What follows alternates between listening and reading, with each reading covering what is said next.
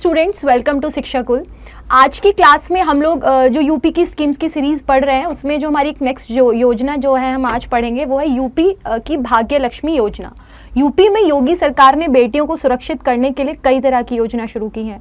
तो वहीं प्रदेश में कन्या भ्रूण हत्या और लिंग अनुपात को रोकने के लिए भी सरकार ने भाग्य लक्ष्मी योजना चलाई है।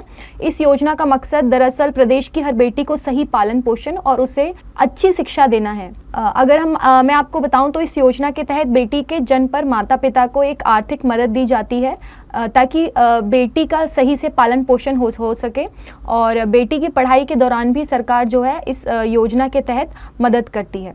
तो आज जो हम इसके बारे में आपको पूरा डिटेल से पढ़ाएंगे। तो ये भाग्य लक्ष्मी योजना के बारे में जो हम आज अपनी क्लास में डिस्कस करेंगे।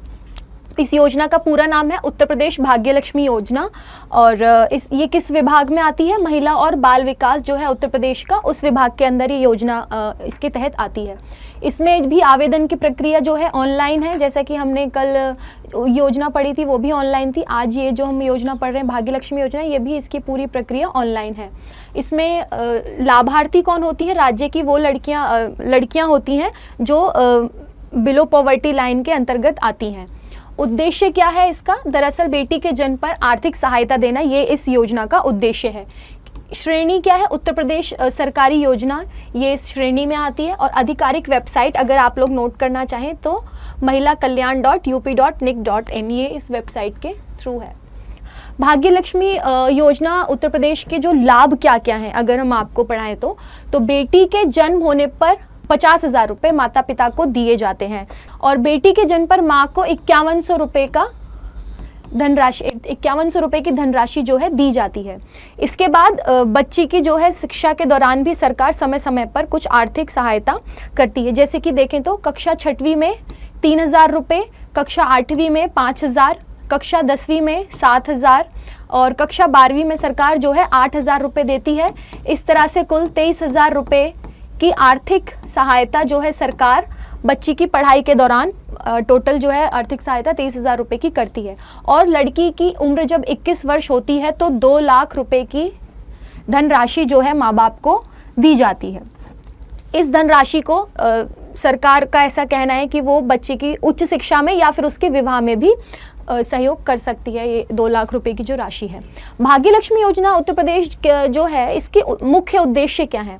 तो गरीब परिवार में जन्मी बेटियों के पालन पोषण के लिए आर्थिक सहायता देना, क्योंकि हम ऐसा देखते हैं कि कई ऐसे रूरल एरियाज़ में लड़कियों की पालन पोषण अच्छे से नहीं होता है, या उनको वो बेसिक चीज़ें नहीं मिल पाती हैं जो उनको मिलनी चाहिए अपने बचपन में। तो इससे उनका पालन पोषण अच्छा हो, ये एक इसका मुख्य उद्देश्य है। लड़कियों को उच्च शिक्षा के लिए प्रेरित भी करना, ये भी इस जो है योजना का मुख्य उद्देश्य है। लड़कियों के भविष्य को उज्जवल बनाना, यानी कि वो अपनी निजी जो उनकी पढ़ाई के खर्चे होते हैं वो इस को पूरा निकाल पाएँ। कन्या भ्रूण हत्या को कम करना और लिंग अनुपात को सुधारना। जैसा कि हम देखते हैं हमारे देश में अब तो ये रेट काफ़ी कम हो गया है, लेकिन पहले कन्या भ्रूण हत्या का जो रेशियो था वो काफ़ी ज़्यादा था।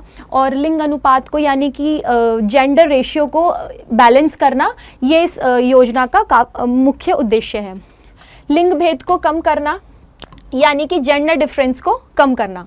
शिक्षा प्राप्त करने हेतु लड़की का सरकारी शिक्षण संस्था में दाखिल होना चाहिए, यानी कि लड़कियां जो हैं वो सरकारी शिक्षण संस्था में दाखिल हों, ज़्यादा से ज़्यादा लड़कियां जो हैं पढ़ाई की ओर अग्रसर हों।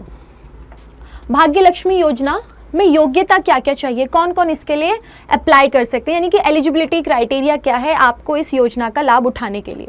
तो माता पिता जो है उत्तर प्रदेश राज्य के स्थायी निवासी होने चाहिए।